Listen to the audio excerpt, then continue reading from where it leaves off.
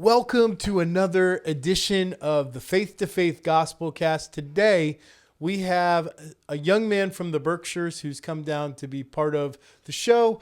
He grew up with Faith to Faith, but we didn't really hang out in those days. But now, as a 19-year-old young man, he has started to travel with us. He went to Reno, Tahoe CityFest with us. He's in Pulse 100 and has been engaging in the HowToLife retreats, maybe some events as well.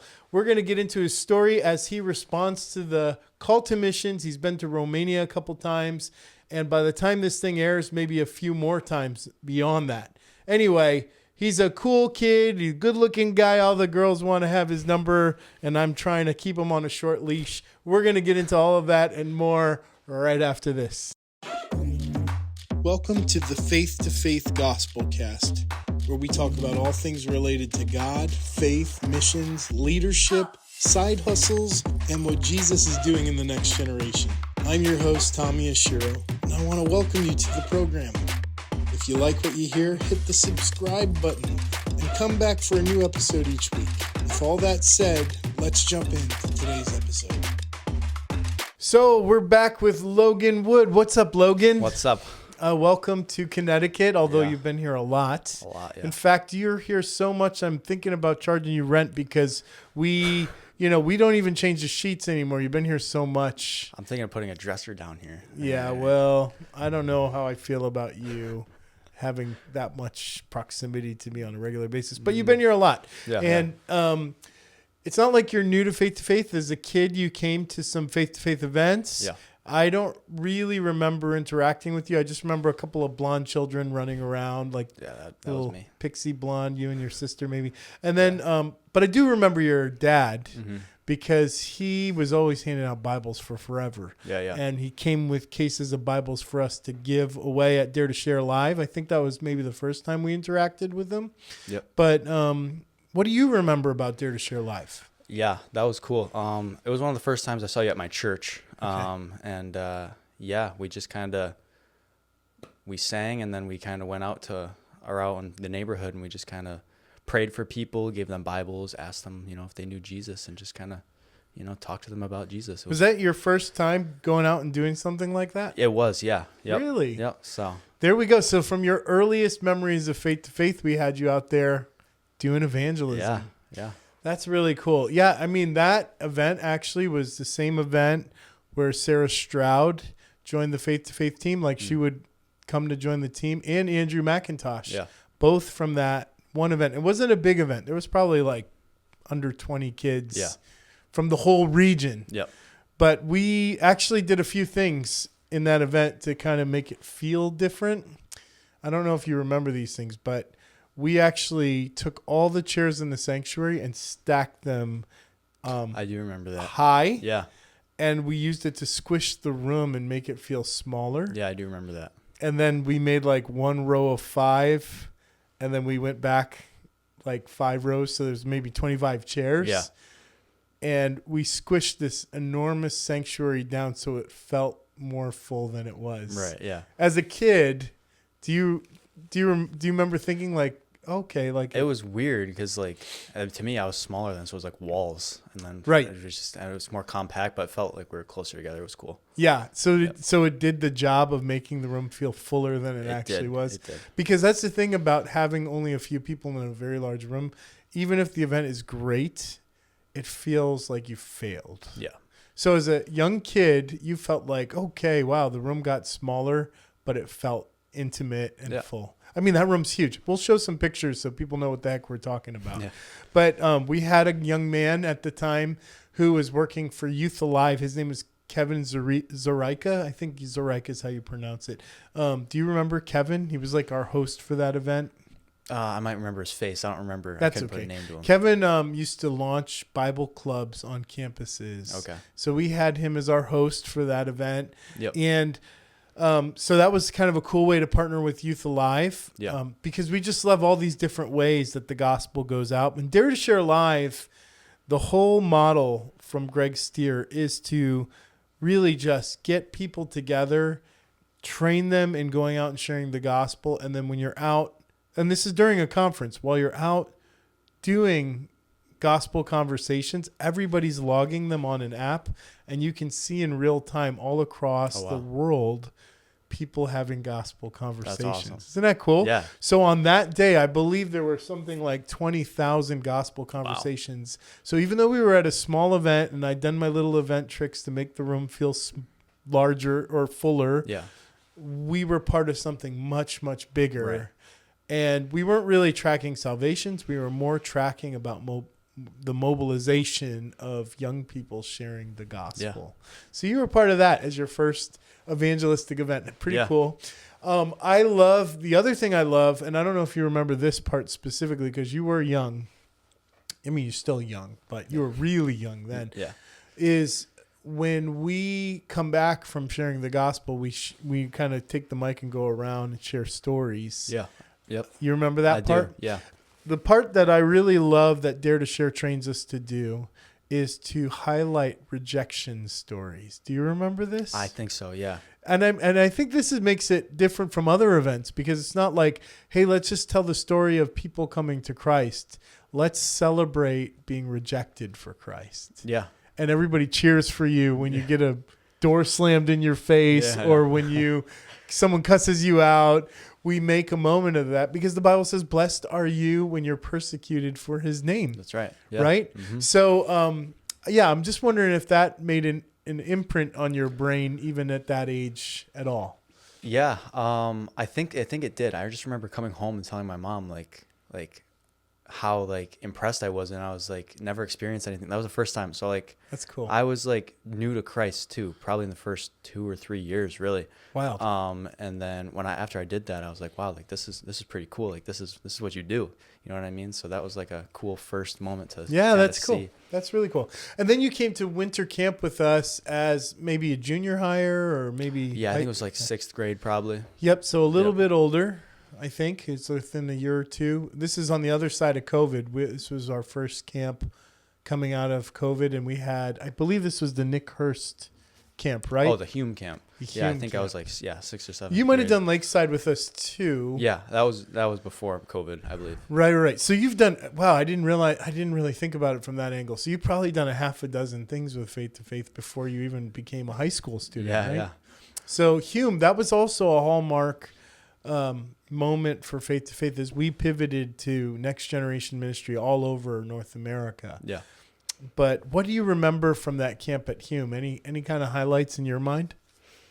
It was fun. It was one of the first times, usually when you go to camp, there's counselors or whatever, and it's controlled, but it was kind of you could do kind of you could kind of do what you wanted for the most part. Oh my gosh, that's crazy. There were organized events, which I thought were cool. Organized. And when we would go and someone would speak, before I would speak, it would be more interactive, and I appreciated that as well. Yes. So that was a wild camp because I think most people, when they think winter camp, it's I don't think we had any snow that year. We had barely any. Very little snow. Yeah. So it was this. I think it was even at the end of winter, right? I think it was February or March. It was late in the winter season. Yeah. There was a light dusting of snow. Light dusting. So what we had that made it different was we had all these workshops set up. And so you could attend maybe 2 of the 4 workshops. Yeah. And they were all about evangelistic things you could be doing. Yeah. You sign up to go, and we had all these different workshop leaders there, which makes it more of a conference and less of camp. Yeah. But I was really shifting into equipping. Yep. And I really wanted to see students take hold of some of these things that we were excited about. Dare to Share, HowToLife, all these different groups. And so you were kind of in there at the cusp of us making that big shift. Yeah. Then there was a break, and we didn't see you for a while. Yeah. And part of that's because we stopped doing events in New England and started participating on the national and global scale. Yep. And then I met with your parents. They're supporters of Faith to Faith, full disclosure here. And by the end of that dinner, it was it wasn't a dinner. It was like a brunchy type thing. By the end of that, I was like, well, what's Logan doing right now? And she's like, this is on the back of her saying, well, Logan's starting to feel called to ministry, called to missions, and we're trying to figure out how to guide him in that. Mm-hmm. And I said, let's get him down here right now. And you just happen to be getting off of work, right? Yeah. So let's replay that from your perspective. How did that day go? It was weird. So I just got out of work, and I told my friend, hey, I'll meet you here at this restaurant. We'll go hang out or whatever. And then I got a call from either you or my mom. I can't remember. And they was just like, meet me at this coffee shop like right now. And I was like, I got something to do. Like I can't. She was like, or you or her was like, no. I think it was your mom. Because I didn't even have your number yet. Okay. Yeah. But she was like, no, you got to come here. I was like, all right. So, and then she said Tom, and she said your name, and I was like, it sounds familiar, but I don't really remember it. But I was like, all right, shoot, I'll do it. So then I canceled my plans with my friend, and then I showed up, and clearly that was a great decision. It was cool. It was cool. So it was like you walked in, and you're like, man, I remember you saying, I'm all about missions right now. Yeah. I got the call to missions. Yep. And you started telling me a little bit about going to Romania. Mm-hmm. Now, I can't remember if that was before your second time going. It was right before my second time going. Okay, so you'd only been on one mission trip, and your heart was burning for this stuff. So let's kind of do the in the middle stuff, because there was like something I needed to catch up on. Yeah. From all these early interactions with us as a kid, getting connected to evangelism in a very basic way, to then like your heart burning for this stuff. What happened to you that made you love the gospel? Yeah. So during high school, I was pressured by my grandfather and my dad. You got to find a career. You got to find a job that's going to provide for your future family, and it's going to make money, because my dad, he's big on that. Working 40+ hours a week. Just being a good hard steward. worker. Yeah, being hard worker. And so I struggle with that, because I see all these people doing their jobs and whatever, and all of them, just didn't seem interesting to me at all. I just couldn't find any passion in anything. And I was actually coming up on my senior year, and I still had no clue what I wanted to do. All my friends were applying to colleges. They, were getting ready to move on with their lives, and I still had no purpose or no guidance in any area. And my youth pastor at the time invited me on a missions trip. And at that point, I was like, okay, cool. I get to go to Europe. Like, this is awesome. Like, besides the missions part of it, like going to Europe itself would be cool. And I was like, honestly nervous about the missions aspect of it, because hadn't shared the gospel as much at that point. So I said yes. I was super excited. All my friends were going, so like, this is cool. Get to go to Europe with all my friends. And then I'm coming towards the end of my senior year. This trip would be in April. I'd graduate in June. And I still had not applied to a single college. That's this past June, right? Yeah. Yep. Okay. I still hadn't applied to a single college. Fresh out of high school. Yeah. No guidance whatsoever. And I pray every day, God, please just reveal purpose in my life. Give me a passion for something. And I go on this trip just expecting it to be a regular, obviously it's going to be cool. And I'm doing it, and I'm like, this is like the best thing I've ever done. But I still wasn't expecting anything out of it. And I just remember it was like one of the last nights, and I'm sitting in a service, and Greg Hubbard he's who I went on the trip with. Yeah. He's preaching in this church in Romania, and he's speaking about purpose and about calling. And I just remember, all I can explain is a waterfall. Like, the Holy Spirit just came right over the top of me. And I just started crying, because like I'd never experienced anything really like that. And I just remember him saying to me right there, like, this is what you're called to do. You are called to evangelism or missions work. And I was like, okay, God, like, you answered my prayer. You showed me right in that moment, like, you showed me I'm called to missions. I'm called to evangelism. So any door, I said to him right there, any door that you open for me, I'm going to run right through, because, the only thing I could do is act in obedience, because you answered my prayer. And cool. That's when I was called, and that's kind of what I've just been doing ever since. That's cool. All right, we're gonna like pause to insert more story here. Okay. Because you and I share a connection with Greg Hubbard. Yeah. I'm not sure how much I told you, but when I was a senior in high school, Greg was the featured speaker. Now, Greg's an evangelist, right? Mm-hmm. He was the featured speaker at the Assemblies of God Southern New England District Youth Rally Youth Gathering. Yep. So when I was a senior in high school, so this is, before the internet. I don't know. No, I'm just kidding. Not much after the internet, but before the iPhone, certainly, for sure. Anyway, it was in Boston. Yeah. Okay. And I had already become a Christian, so I'd been a Christian for probably probably about a year. I was going to like 2 or 3 youth groups, and one of them was Assemblies of God, which is church you go to. Yep. And also I was going to an Assembly of God youth group as part of that mix. So I got invited to the SNED youth convention. Yeah. We'd all saved up our Speed the Light money in our Pringles cans and brought it. I don't know if they still do that or not, but no. it's like a fundraiser to get missionary stuff. We'd, as a youth group, everybody would get a Pringles can and fill it up with spare change. Designated jars now. Now you have designated jars. Yeah, Well, back in the ghetto days, we used to do it with Pringles cans. And so we all came to this, and I remember, I can still tell you what Greg Hubbard's sermons were about. Yeah. From my senior year of high school, because they left an impression on me. Yeah. One was he talked about the woman with the alabaster jar and being broken open for Christ. Yep. And I remember him sweating so much. Yeah, he sweats a lot. I mean, like, he was wearing slacks and like some kind of dress shirt, and when he'd finished preaching, it was like an athlete. Yeah. Like, Yep. he preached like an athlete. And he's got a towel with him. And he was drenched. Like, Yeah. even his slacks were drenched with sweat. Yeah. I had never seen anyone preach with that much enthusiasm and emphasis that they'd sweat like that. Yeah. And when he was done, it was just like completely soaked. He always travels. He always goes to a sermon with 2 shirts. And Every time. I mean, he depends on how many times he preaches. He needs more shirts than that. Yeah. I mean, and then when he'd finish, someone would bring out like whole things of Gatorade, like, Yeah. and he'd guzzle it like an athlete. Like, Yeah. he would just to get his electrolytes back in or something like that. And I just remember being like, man, this guy is a G. And in Boston, I think it was at like Symphony Hall or whatever. Okay. And so they have an orchestra pit. And when he did the response that year, they lowered the floor down so that you could come down and respond to the gospel. And That's I remember awesome. all of us just, the floor, like literally during the service, the floor going down. That's crazy. And all of us rushing to come to the altar. Yeah. And him praying over us. And I remember having a very similar experience to you as a teenager, same age as you, Yeah. senior in high school, Yep. spring. And I remember coming back out of that experience. And then I had a radio show at Eastern Connecticut State University. And the first thing I did was grab that microphone and start preaching into that microphone that very next week. Yeah.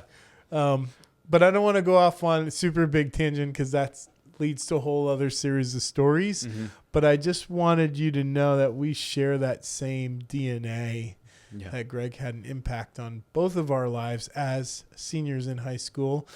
And Greg also has history at Lakeside Christian Camp. I think he was the director there for a little while. Oh, I didn't know that. Wow. Yeah. That's So crazy. I didn't intersect with him at Lakeside, but just in terms of growing up in evangelism, giving so many years of my life at Lakeside, he gave some years of life in Lakeside, him operating in New England, and then him taking you to Romania. Yeah. So like, let's transition back. So you felt this call to missions, and this is not even a year old call, I guess. No, it's been like a few months. but it has been rolling around in your heart because last year when I was meeting with your mom in the fall, mom and dad in the fall, maybe getting close to Christmas, sometime about now, they were telling me about this burden, and they would write in about it even during your junior year. So we were aware of it. We were thinking about it. Yeah. Even at that winter camp, following that winter camp that you attended the year before that, Hannah was saying, hey, what kinds of things? We have a student. She was talking about you. Yeah. We want to try and guide him into ministry. What kind of places are out there for a young guy for when he graduates high school? Yeah. So this has been a thought process for a couple of years from leaders that are surrounding you about where you're going to go. So you end up going to Romania with the Hubbards. Yep. Let's jump into that. Tell me about what you experienced with this besides just seeing the sights and admiring Eastern European young ladies or whatever it is that you Oh my do. gosh. I'm just kidding, man. Just tell me about the mission. Yeah. Tell me about the mission. So when you go on a mission trip with Greg and Robin Hubbard, it's there's no, time for touristy stuff. It's right down to it, but I love that because that's what we're there for. We're there to spread the gospel, to tell people about Jesus. So what we would do, I guess, to describe a day, because most days were pretty much the same. So when you go, there's a team. The first time I went, I was on a team with my church. And we'd have a lot of children's ministry stuff, mainly children's ministry. And we'd just, go to these different villages and these different churches, very small, very, very small, like maybe 50 people. Some of them were bigger too. And we'd just, give a little Bible story to these kids, pray over them, dance with them, sing songs. You learn Romanian songs too. It's pretty cool. And then, you just, after that, the kids go and they eat, and then we do a craft with them. And then after that, we'd go eat lunch, and we'd go and do house visits. And that was very impactful for me because we'd go into these houses that were the size of closets, and there'd be these people in there. And they would have, some people were blind, some people, couldn't walk. Some people were so ill that they couldn't even stand up, and we would just pray for them. But honestly, what was really most impactful for me was a lot of these people in these houses were Christians. And when they prayed for us, I couldn't even understand what they were saying, but you could just feel the Holy Spirit was there, and it just came right upon you right while you were there. And you can't even understand what they're saying. And the translator would try, and, because they pray fast, but you just felt it. You just felt that their prayers were right there with you. And that was very impactful. Wow. So that was that's kind of a day. And then we go to this orphanage, and that was my favorite part for sure. I think it's everyone's favorite part, because as someone my age, a lot of those kids there are teenagers as well. And so you make friends pretty much. And I mean, I'm still in contact with all of them almost daily. And, you just loving on those kids. That's really the big thing there. So that's kind of a day over there. It's awesome. I love it. That's cool. So you've been on 2 trips now. Yep. Very similar formats both times, right? Yeah. Okay. I did different stuff on the second one. So the first time I was part of the ministry team. The second time I did more behind the scenes stuff. I would say like preparation stuff, just getting stuff ready for the team that was there. Yeah. Oh, that's very cool. And then after all that is when you start jumping in with me on stuff. Yeah. Yeah. Oh, so what was the first thing that we did? Well, we talked at that cafe, and then we went to Reno. Was that the very first thing? Yep. You had a surgery, didn't you, in between? Yeah, right? So the surgery was, I went on the trip to Reno, and then I had the knee surgery. After that? Right after. Gotcha. Like days after. So no, I'm sorry. You had the mission trip in between. So you went on your second mission trip, and then we went to Reno. Yes. Gotcha. Okay, so let's talk about Reno Tahoe CityFest. Yeah. What were you expecting? What were you thinking going into it? What was I expecting? Yeah. I don't know, because you didn't tell me anything. No, I didn't. So I just was told to show up in Reno. So I told you, join the Global Network of Evangelists and let's go. Yeah. Which I didn't even know I joined the Global Network of Evangelists. I didn't even know that was what I was joining. I sent you a link. I don't know. You just told me to sign this, and sign that, so I did it. Okay. But Sheesh, that's terrible. You didn't tell me. You still don't tell me anything. I give you the link. I didn't even know I was on this podcast today. So. I told you it was happening.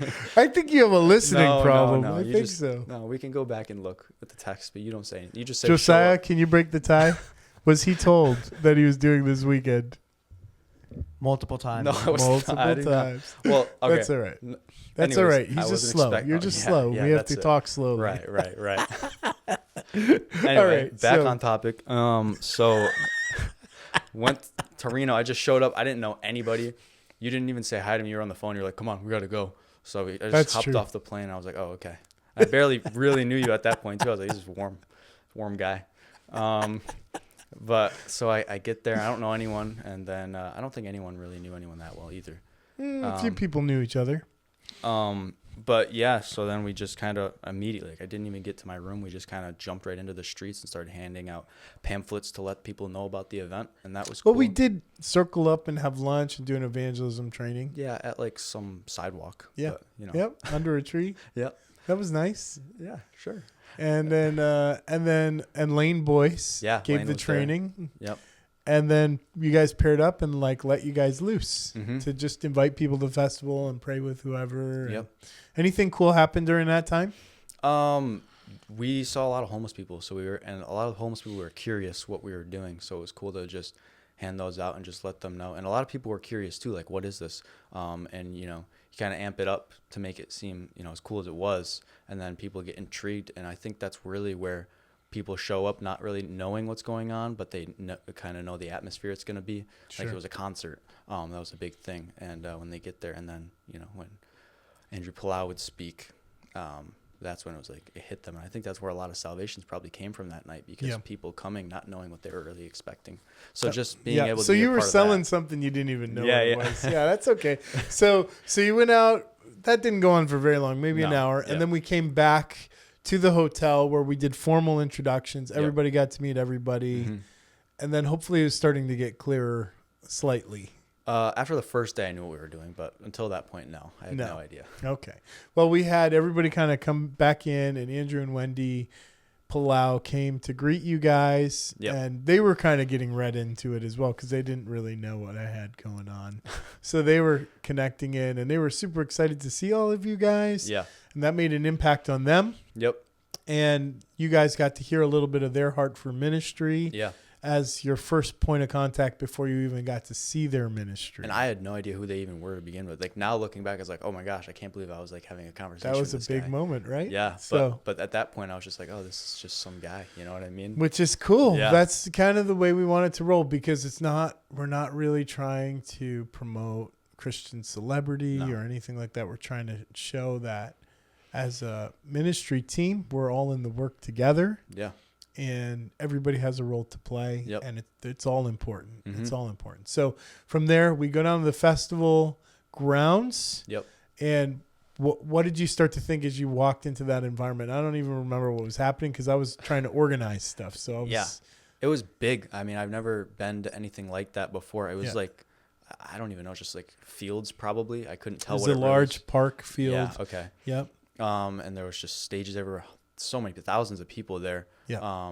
And to be, it was cool to me at that point. I was like, wow, like I can't believe like I'm going to be like a part of this, like not just a guest, like I'm actually going to be a part of this. Like this is going to be cool.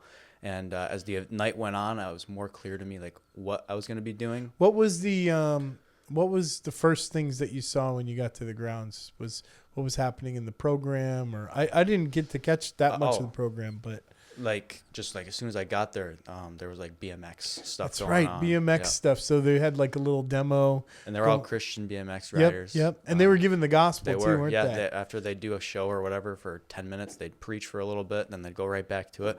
Very cool. I mean, a lot of people my age probably enjoyed that a lot. So yeah, and there was food trucks everywhere, and I am sure that while that was going on, they started to do some music on the stage. But I think a lot of people were just engaged in the I demo. think it was almost like stations, but they would like gradually like get back bigger, in. and pull people together. I think maybe what was going on the stage might have been children's ministry. Okay. I wasn't part of that or anything. Right. But it's just like different things happening for different groups of people. And they had a car show going on, which is honestly, now that I remember, that's where I peeled off and I was checking out all the cool cars at the car show. Yeah. And then as the evening gets closer, they start moving everybody towards the stage for bigger acts, bigger talents. Yeah. I think Lecrae did the first night. And Colton Dixon. Okay, you remember more than me. That's great. And then we had this really great moment where they invited a couple of our young evangelists to participate, share the gospel from the stage, and minister, which that's not a typical thing that happens up to date at a Palau event. Yeah. So that was a really special moment. And then our group got to kind of cleave together following those experiences, right? Yeah. Like you guys went from not knowing each other at all to, by the end of the first night, really starting to kind of become a team of our own, right? Yeah, and I'm still in contact with a lot of them. We keep that group chat going here and there. Yep. And tell me about some of those kind of friendships that you're forming, and what's like changing as you're thinking about some of this stuff. Yeah. So, I mean, I met like a lot of cool people there. Once again. And your age or within your age group? Yeah, right? around there. Once again, like I didn't really know who any of them were. Like I had no idea who Lane was or anything like that. Yep. But yeah, Lane and I, we got to know each other a little well. There were some other people there like David Rika. Yeah. Or past guest. Yeah. Yeah. Very cool. Yeah. So when we stay in contact, I'll actually be seeing him in a few days. Really? Yeah. So is he going to Nashville too with you? No, I'm gonna go down to Georgia for a little bit. Come on. Unbelievable. All right, we're going to leave that one alone. We're not touching that. All right, continue. Oh my gosh. Decides to say that on the podcast. There's a girl, people. No, there's a girl. All right, continue. Oh my gosh. All right. Yeah, so I stay in contact with them a little bit, and I got to see David again at this past HowToLife event, so that was cool to reconnect with him. I saw Lane and David as well too at Communion America. That's right, we did that too. So was that the next thing we did after the festival? We did some conference, like evangelism conference, in Connecticut. Oh, and that would mean it's time for a break. Okay. So that's the Screaming Goat. Okay. Josiah will tell you about it in between. We'll be back right after this. Hey, my name is Desmond Henry, and it's a joy to serve as the director of the Global Network of Evangelists. At GNE, we're all about creating communities of evangelists that are committed to completing the Great Commission together. And we're inviting you to be a part of one of the incredible collaborative opportunities in 2026. Sign up on evangelist.global/BGNE and be a part of what God is doing around the world. And we're back with Logan Wood. Yes. Logan was just getting ready to tell us about the next thing we did after Reno. Yeah. But moving too quick, by the end of Reno CityFest, what was now your impression of, okay, like God is now opening some new doors for me to kind of think about the future? Yeah. At that point, I was still super focused on Greg and Robin. I would actually be going to Romania again in a few days if some circumstances didn't happen.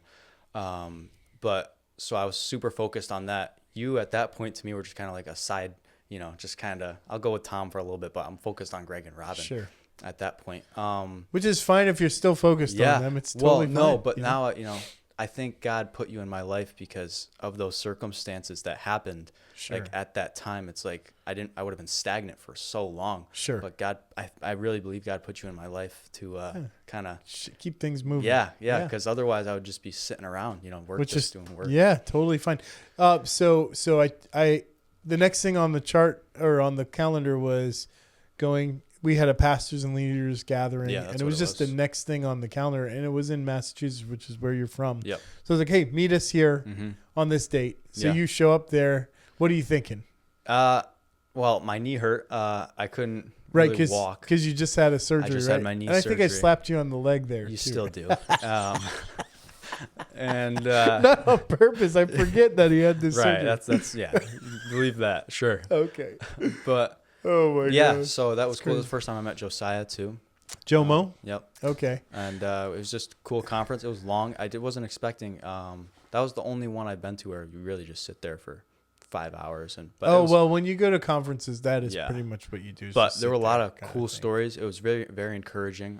It kind of like pumped me up to get more involved in my community rather than also just sit on the sidelines. Foreign missions as well. Sure. You were basically hearing about from different church leaders from all around New England what God is doing here in the Northeast. Yeah. So if that's what you walked away from that experience, that is probably a win. And Fred Conklin, our board member who organized that, he's probably like pretty excited to hear that out of your mouth. Yeah. Yeah. But going into it, did you know what you were doing? Like no idea, because you just tell me to meet you places. That's and true. I just do it. That's true. And there's rewards for that, like Chick-fil-A lunch you don't eat and stuff like that. But that's okay. I had Chick-fil-A. I just not the one I paid for. No. You left the one that I paid for on the counter. Great. Yeah. Awesome. So after the New England conference, the next thing we did, this is all just in a matter of weeks of each other, like right? a month or two, yeah. Then we went to Communion America. Okay. That was awesome. I was already planning on going before I even met you, but then, re-met you, I should say. And then you kind of just dragged me along more into, I was just going to be a guest. And then at that point, when I met up with you, I was a part of the event once again.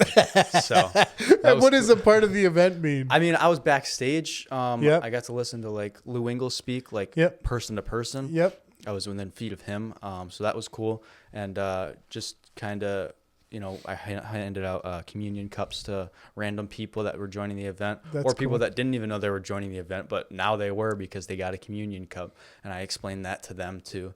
And then the craziest part to me was we got back there towards the end of the night, and this, like, I don't remember her name. She comes up and she's like, "All right, if you're Gen Z, you're going on stage." And I was Right. "What?" Like, You had the bracelet on. Right? Yeah, Yep. yeah. I had no idea. Once again, like, I had no clue what was going on, but I was told I'm gonna go on stage, and she made it sound like each of us were gonna be praying, and I was like, okay, this is cool, but like, there are so many people out there, and I got to go on There stage. was thousands. Yeah. There was cameras everywhere. This was Yep. like filmed live, so I was like, wow, this is crazy. Yep. Unfortunately, I didn't get the opportunity to pray for specific areas. Other people did. But I think they had, like, generally all of you up there to intercede Yeah, that was as the a big group thing. Yep. to the, like, while this prayer time was Yeah. going. Yep. So, We were interceding. so you a were lot. part of that big group. Yeah, and I was up there with a lot of. Once again, I didn't know who they were up there, but there was a lot of people up there that have a higher status, we should say, than I do. Oh, I don't know I wouldn't about say that. that, but like I don't know. they're more known than I was at that point. They just were they just picked a few people because obviously there was like 100 of you up there. Yeah, And if they gave everybody the mic, we'd be there all night. Yeah, exactly. Kind of thing. So they just but picked I was a couple. but I was up there with those people. Yeah, you were. That's what Yep. that's what I was getting Definitely. to. And so that was really cool. And then we danced. I guess that was a little outside my comfort zone, but we danced. I guess jumped around on stage yep. while the worship team was going. Yeah, towards the that's end, and then at the beginning as well. So that was really cool. Very cool. And Yeah, then, I think I drove you down, but I don't think I drove you No. back. I pawned you off on some more people. no, you drove me down. We picked someone up, and Yeah. then You get to meet William Jackman, Yep. which And- he was the guest last season on the podcast. Yep. Very cool. Yeah. So I got to meet him. That was very cool. And then once we got there, I didn't really see you again. Yeah, I know. You just kind of. I Ubered you guys down to the event, and then that was the end of Yep. that. And then I you got just took swept a away. bike or something. I don't even know. And then you Yeah. made me drive it back, but it's okay. Oh, I made you guys drive. Yeah, you drove the bike there. Then you were like, Logan and I think Josiah, the other Josiah. Yeah, You're like, Joe-Yo. drive that back. So we drove it back, and then we had to walk back. So Sorry, It's okay. Well, the thing is that things started moving fast, and I needed to do stuff. So it's like Yeah. it's like I get swept up away in it, and then I have But to. because of to that, run. it was cool. We were when we were walking back, some guy approached us, probably some some guy trying to sell us something probably, and we were able to kind of pray for him and tell him Cool. about Jesus too. So That's it great. was worth it. Very cool. Okay, so from Communion America, what was the next thing after that? I think it was the Pulse 100, my first Pulse. That's right, because in Reno, I said the next thing you're going to do is Pulse. Yeah, in So I Reno, I you made me do the video. Exactly. In Reno, in the middle of this Exactly. event, I had no idea what Pulse was. People that were on our team there kind of told me about it and kind of encouraged me to do it. But I was like very hesitant because I was like, I was still focused on Greg and Robin at that point. I was Sure. like, I got other stuff I got to be doing. And then you were like, it's a whole year thing. I'm like, I don't know if I have time for this, but I did it. I was like, what the heck? So I filmed the video. You make the video, 5-minute gospel, 4-minute gospel. We Yep. send it in, yeah. and you get accepted. Within right? days. Yeah. I got a call from Alex or Alex David. Hunter. Yeah. Alex Hunter. Yep. Yep. And and then after that, I was like, okay, this is cool. I guess God's leading me in this direction, and it was definitely worth it for sure. So Communion America into Pulse 100. So you fly out, you meet me. I don't even talk to you until we I get shake there. your hand, and we call it a weekend. At Communion, you mean? No, at Pulse. Or at Pulse? Yeah. Did I even see you at Yeah, Pulse? I said hi. Oh, okay. And then Again, busy. kinda shooed me away, and then I didn't shoo you away, did I? Yeah, a little bit. No, It's didn't. okay. I made friends, so. No, I didn't. I Yeah. didn't shoo you. Yeah, you were away. like, why don't you go talk to these people? I was like, okay, see you, Tom. Yeah, I was trying to introduce you to people. You didn't introduce me, but you informally did. You just told me to go away, but it's okay. I It's got to not meet some that. cool people. I think the whole point is you're supposed to connect Yeah. with the cohort and bind. Like, Oh, I definitely did. I don't. When we enter these groups with lots and lots of young people, Mm-hmm. the thing that can handicap you the most is if you latch on to me. Yeah, no, I didn't. If that makes yeah, sense. 100%. So, like, when I try and push you into the group, Yeah. the goal is for you to connect Right. to the group, and that I'm not the middleman for all of your Yeah, yeah. relationships. Yep. I am for 10 seconds. Yeah. But the minute that shift happens, your world is changing because Yeah. you're now reimagining your whole friend group, and new relationships are pouring in. And once that weird, awkward moment where it feels like I'm blowing you off, I'm actually trying to do you a favor. I know that. Push you into the group, and then you're connecting in. So now you're connecting in with Pulse. You're not even in my cohort. My group. Yeah. What group are you in? I'm in a group with like Nick Mitchell, and then Brittany. Brittany Doss is a coach? Yeah. Oh, that's a good one. Yep. That's very good. Matt, her husband, is on my coaching team. Okay. In group 5. Yep. So that's pretty cool. Yeah. So you've got your group that you're with, and tell me what you're experiencing during the weekend. Yeah, so to be honest with you, I really had no idea what to expect again. It's okay though. I mean, this time I was surprised. So I was really expecting like a church basement or someone's house for this headquarters, the place we were going to be staying. And I get there and I check into this hotel, very nice hotel. I was pleasantly surprised. And then I walk over to this headquarters and I walk in and I'm like, this is crazy. Like, this is perfect. Like, it's exactly what I was hoping it would be, but wasn't expecting it to be. And, we get in there and we're just talking, meeting people. And then within minutes, I had to do my 5-minute sermon. And that was cool. Messed up a little bit during that. I forgot my Bible at the hotel. Oh, perfect. Yeah. So I had to screenshot my verses on my Bible app, screenshotted the wrong verse. So as I'm middle of preaching, I go to my photos and I pull up the verse and I start reading it. And then while I'm reading it, I realize it's the wrong verse. So I had to kind of paraphrase my verse, and that was very, very awkward right in front of the 2 coaches that were judging me. Oh, man. But you didn't even come through my room. I didn't even grade your preaching. No. So again, I didn't do that on purpose, but it just helps to reinforce you having a unique experience and growing beyond whatever it is I'm trying to position you to do. Yeah. So awesome. Yeah. And then just the biggest thing that stuck out to me, honestly, was the worship. Like, just being able to, it just felt so freeing because everybody was like so like-minded and everyone just worshiped Jesus like so freely, and it just made me be able to worship him just as free as well. Especially coming from Massachusetts, where everyone's all, keep your hands by your side and just sing, and that's it. And if you want to sing, you can sing. And then going there and everyone's just being loud and obnoxious and just on fire for Jesus was such a cool experience for me. That's cool. Yeah. And then the speakers too, like, I mean, it was just like, you got to hear Kirby Kelly. Yeah. Another guest on this podcast. Yep. And you got to hear Jose Zayas, who's a council member for Global Network of Evangelists. Oh, okay. And Cool. he's actually the first director. Okay, wow. So he's got a long history with the Palau team. Yep. You got to hear Nick Hall. Laurel Bunker. Yep. These are the huge, huge leaders of Pulse 100 who are paving the way for these opportunities to happen. Yeah. And you got to meet Alex Hunter too, right? So that was very, very cool. Yeah, it was a very cool experience. Very excited for the next event in a few months. That's right. In January is the winter retreat. But from there, what did we do after that? After Pulse? Yeah. It was within 2 days we were off to Kentucky for the HowToLife event. Was it 2 days later? We left on the Sunday. And then the HowToLife. Well, I came to stay at your house on Wednesday, and then we left on Thursday. Oh, so Sam Twine from England came before that. Yeah, Sam came and before Pulse. And you came here to hang out with Sam. Yeah. Okay. Yeah. So I mean, we just all fall. You've just been in and out, in and out, in and out. I practically live here. Yeah, I guess. I don't know if I like the sound of that, but yes, you're welcome as a guest. And 2 days later, we're off to Kentucky. And tell me about that. HowToLife retreat, fall retreat. Yeah, I think HowToLife, I didn't understand really what it was. But I would describe it as kind of like Pulse 100, but just not as organized, I guess you could say. Wow, that's rough. Let me help you before you shoot yourself in the foot. Yeah.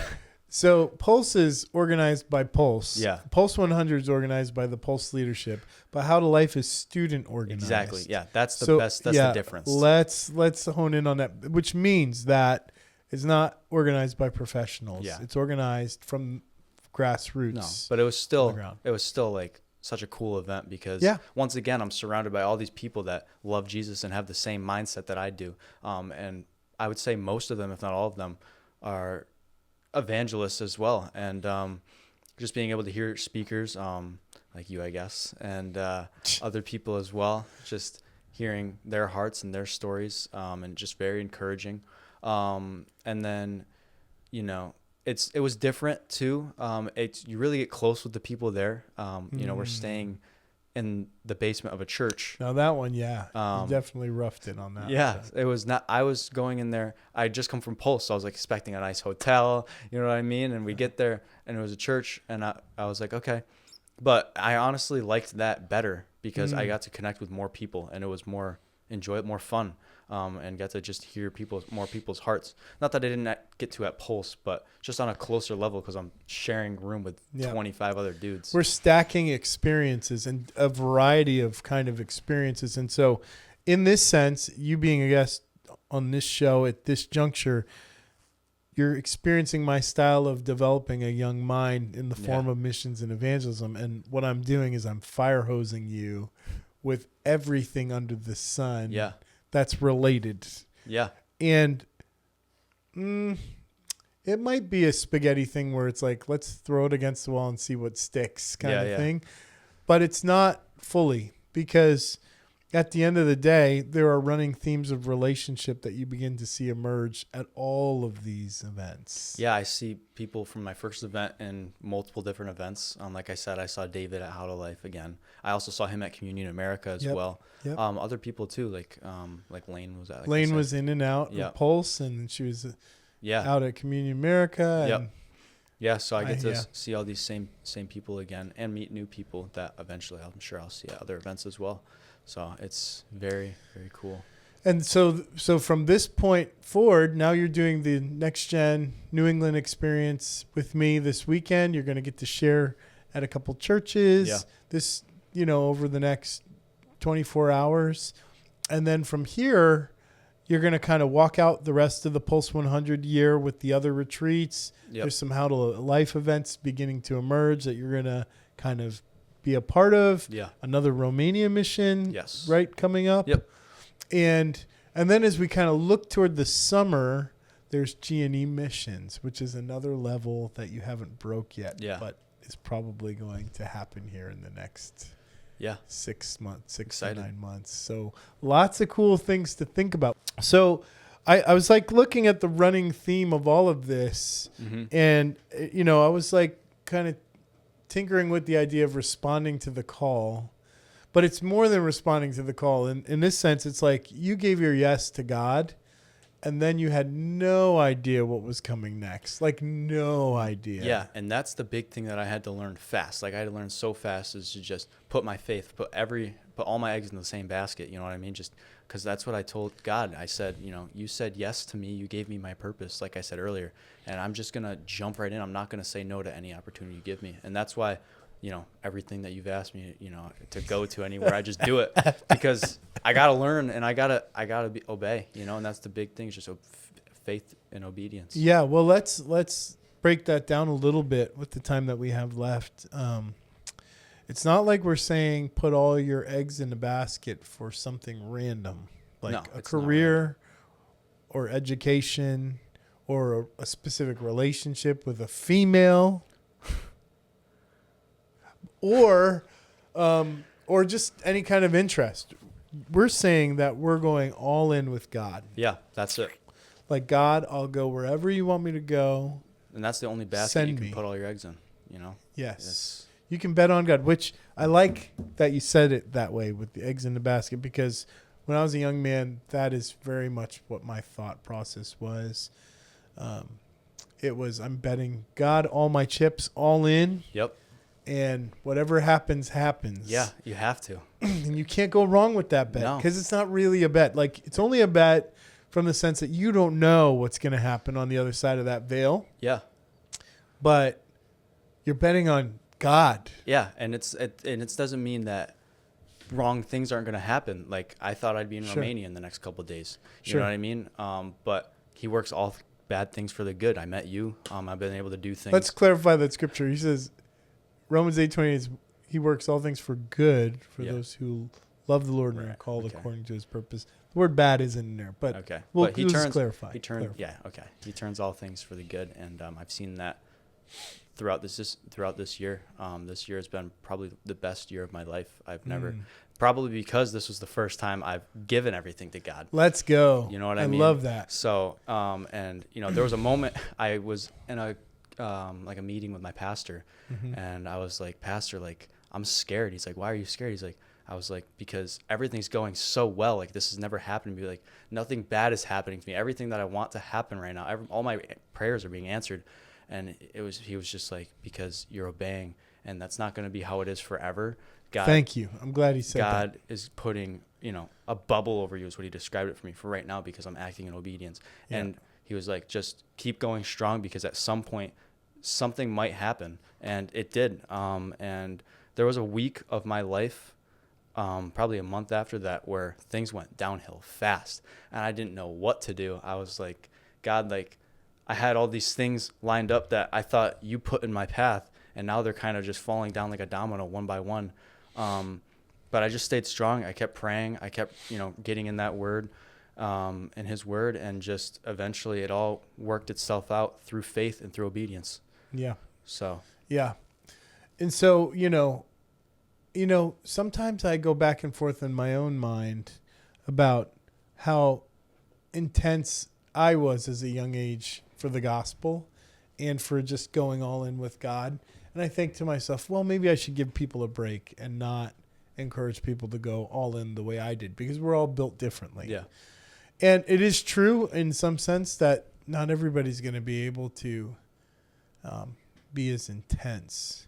But for those who have ears, let them hear. Mm-hmm. If you go all in, God won't leave you hanging. No, like he will totally meet you where you are. Yeah. And so I'm really glad that you're having this experience. Yeah. Because at some point it's going to spawn off into your own thing. Mm-hmm. And you're going to find yourself doing that special thing that God's called you to do. And it's still too soon to say what it is. Right. I'm still figuring that out. Yeah. And he'll make it clear. He'll begin to shape it and form it. And as you begin to move towards it, it'll get clearer and clearer. Even some of these young people that you've met that you look up to. Yeah. I have conversations with them, and I haven't done this with you yet, but I help them mind map where they're going. Okay. And as they begin to mind map it, I'm getting ready to have a follow-up session with someone that I did this with a year ago, who's a little further down the road than you, and you'd be like, wow, I can't believe it's that unclear for that person.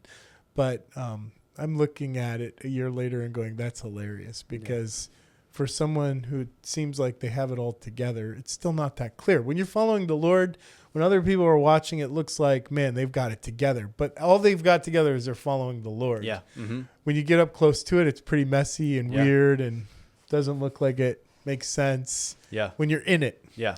But then you step back from it, and then with this mind mapping tool, we revisit in a year later, and they go, whoa. Compare like where you were. Yeah, and you start to clarify what it was you were thinking a year ago for what God is showing you now, and you begin to just kind of draw it out. It's a really cool. Yeah, I mean, if you asked me, like, if you asked January me if I would be sitting here at this table or done a percentage of the stuff that I've been able to do this year, I wouldn't believe. I mean, it's just been absurd, the amount of stuff I've been able to do for the gospel, and just where God's led me to this point so fast too. And it's just been so encouraging and so amazing for me. And you're stepping out in faith next week, right? Hopping on a plane, headed down to Nashville. What's going on down there? Tell me about that. Yeah, so originally my plan, so I just gotten back. I actually think it was just gotten back from Pulse, and I was just like on fire.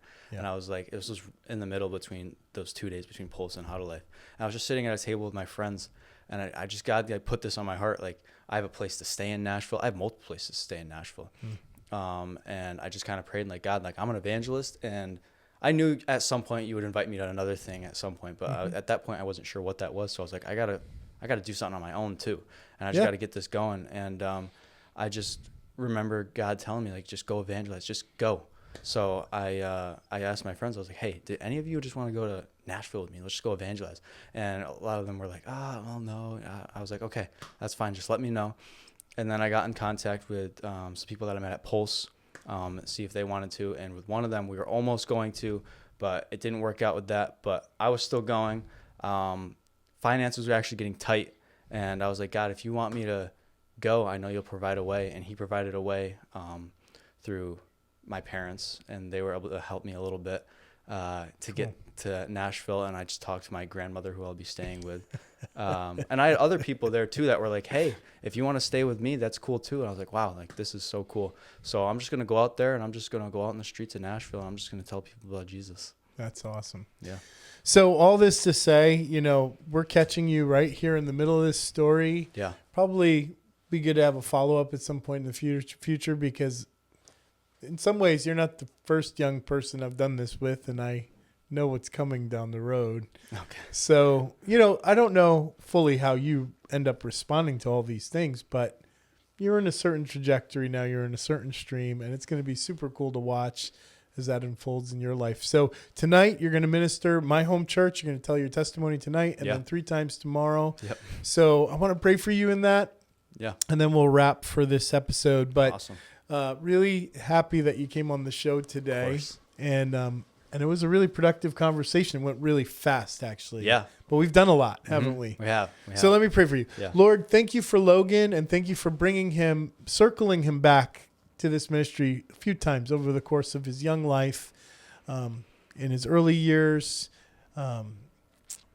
teenage years, and now as he's like just beginning to adult, that we get to travel together and do some fun things together and see you work in real time in real lives, in our lives and in the lives of so many other people.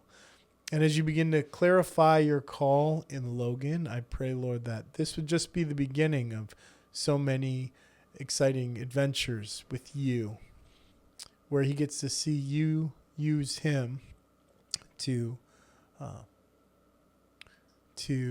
bring about salvation and freedom to so many others who are hurting and lost and far from you. But Lord, this other piece of being part of an evangelistic community that is growing closer together to go complete the Great Commission together. Lord, I pray, Lord, that you just solidify, codify those relationships that he's having, that he's making connections now. And I pray that some of these friendships would last a lifetime.